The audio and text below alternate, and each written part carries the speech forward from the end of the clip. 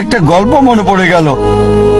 একসময় একজন ফেরেশতা এসে এক লোককে বলল, আমি তোমার উপর খুশি, তুমি যা চাইবে আমি তোমাকে তাই দেব, তবে একটা শর্ত, যা তুমি চাইবে আমি তোমাকে সব দেব, তবে তোমার প্রতিবেশীকে দেব তার দ্বিগুণ।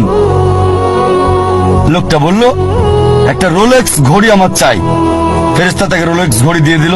প্রতিবেশী দুটো রোলেক্স ঘড়ি পেল। লোকটি বলল, একটা মার্সিডিজ গাড়ি আমার চাই। ফেরেশতা তাকে মার্সিডিজ গাড়ি দিল। প্রতিবেশীকে দুটো মার্সিডিজ দিল। লোকটি বলল, একটা সুন্দর বড় বাংলো চাই। ফেরেশতা তাকে সুন্দর বড় বাংলো দিল। তার প্রতিবেশীকে দেওয়া হলো দুটো সুন্দর বড় বাংলো। লোকটি পরে বলল, দয়া করে আমার শেষ ইচ্ছাটা তুমি পূরণ করে দাও। কি সেটা? আমার একটা চোখ তুমি নষ্ট করে দাও, যাতে কিছু আমি চোখে না দেখতে পাই।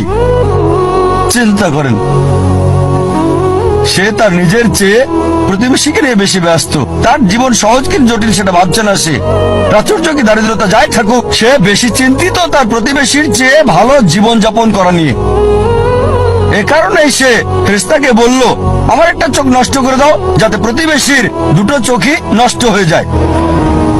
এভাবে আমরা প্রতিবেশী কেন্দ্রিক। নিজে সুখী কিনা ভাবছে না, দেখতে পারবে কিনা সেটা ব্যাপার না।